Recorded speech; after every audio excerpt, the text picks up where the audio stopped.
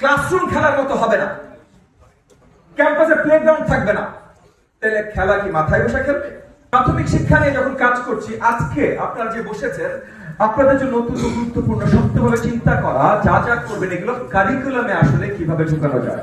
Just কথা sports না, কারিকুলামে কিভাবে ঢুকানো যায়। যেমন ভ্যালু বেসড এডুকেশন, এই ভ্যালুস গুলো আমাদের অ্যাকচুয়ালি কারিকুলামে ঢুকাতে হবে। যেমন মনে করেন একটা এক্সপেরিমেন্টাল ভ্যালু বেসড এনসিটিভির সাথে একটা মিটিং আমি বলেছিলাম যে আমরা দেখতে চাই যে আমাদের প্রাথমিক শিক্ষায় ক্লাস 1 2 3 4 5 উইকডে ক্লাস স্কুল হয় 5 দিন, রবি সোম মঙ্গল বুধ বৃহস্পতি, ক্লাস আমার 5টা 1 2 3 4 5। প্রত্যেকটা ক্লাসে যদি আমরা চিন্তা করতে পারি কারিকুলামের অংশ হিসেবে যে তারা সপ্তাহে একদিন স্কুল বা স্কুলের সামনে রাস্তাটা পরিষ্কার করবে, তাহলে 5টা ক্লাস প্রত্যেকদিন পরিষ্কার করবে এবং এটার মাধ্যমে এই যে ভ্যালু বেসড যে শিক্ষাটা তারা পাবে সেটা অতুলনীয় হবে। এটা আমার একটা আইডিয়া নিয়ে এনসিটিভির সাথে শেয়ার করেছিলাম গতকাল আমি দেখলাম ময়মনসিংহের ডিসি মহোদয় এই জিনিসটা অ্যাকচুয়ালি কার্যকরী করেছেন বেশ কয়েক মাস ধরে। উনি একদিন প্রত্যেকটা প্রাথমিক বিদ্যালয় দিয়ে এই পরিষ্কারটা করায় এবং এটার মাধ্যমে 3-4 মাস ধরে উনি হয়তো করাচ্ছেন, মানে এগেন গত 2-3 মাস বা 3-4 মাস ধরে করাচ্ছেন। এই 3-4 মাসের ভিতরে বিশাল একটা ফারাক এসেছে। Critical thinking, learning ability, values and স্কুলগুলো, মানে আমাদের প্রাথমিক বিদ্যালয়ে কিছু কমপ্লেইন থাকে, স্কুলগুলো সঠিকভাবে পরিচালিত হয় না, হেডমাস্টার আসে না, টিচার আসে না, এগুলো অনেকগুলো সমস্যার এই একটা এক্সপেরিমেন্ট দিয়ে উনি সমাধান করতে সক্ষম হয়েছে। তো এই জিনিসগুলো আসলে কারিকুলামে আনাটা অত্যন্ত গুরুত্বপূর্ণ।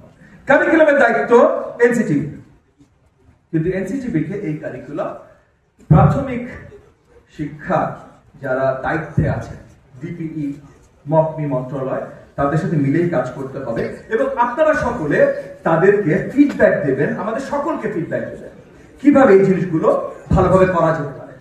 আপনি খেলা দেবেন, ক্লাসরুম খেলার মতো হবে না, ক্যাম্পাসে প্লেগ্রাউন্ড থাকবে না, তাহলে খেলা কি মাথায় বসে খেলবে? সো ইনফ্রাস্ট্রাকচার ডিজাইন খেলা মোতাবেক হতে হবে। এইটা আপনি যখন কারিকুলামে চেঞ্জ আনবেন, ওই কারিকুলামের রিলেটেড বাকি সব চেঞ্জ আসতে হবে, বিকজ দ্য কি ইজ কারিকুলাম, এবং সেই জায়গায় এনসিটিভি সহযোগিতা দরকার।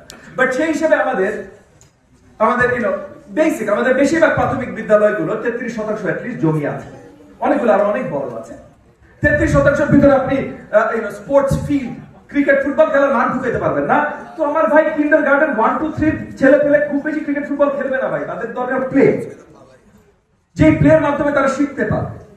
তো এখানে ইনফ্রাস্ট্রাকচারের পয়েন্ট চলে আসে, কারিকুলামের পয়েন্ট চলে আসে, কোন খেলাগুলো দেওয়া যেতে পারে এটা টেক্সটবুকের অংশ হতে হবে, সেটা চলে আসে। সো এই জিনিসগুলো ভালোভাবে চিন্তা করতে হবে। বিগত অল্প কিছু দিনে এগুলো এমনি আমরা যে জানতে পারি না তা না, বাট নিজে চাক্ষুষ দেখে আসাটাও সহজতর হয়। তো বিগত কিছু দিনে চায়না এবং জাপানে যে দেখে আসলাম, তাদের অ্যাকচুয়ালি কারিকুলামের অংশ খেলা এবং খেলনা, কোন ক্লাসে কোন কোন সাবজেক্টের ক্লাসে কোন অধ্যায় কোন খেলনা দিয়ে কোন খেলাটা শেখার মাধ্যমে কোন শেখাটা শিখবে, এটা তাদের কারিকুলামের ভিতরে টেক্সট বইয়ের ভিতরে ঢোকানো।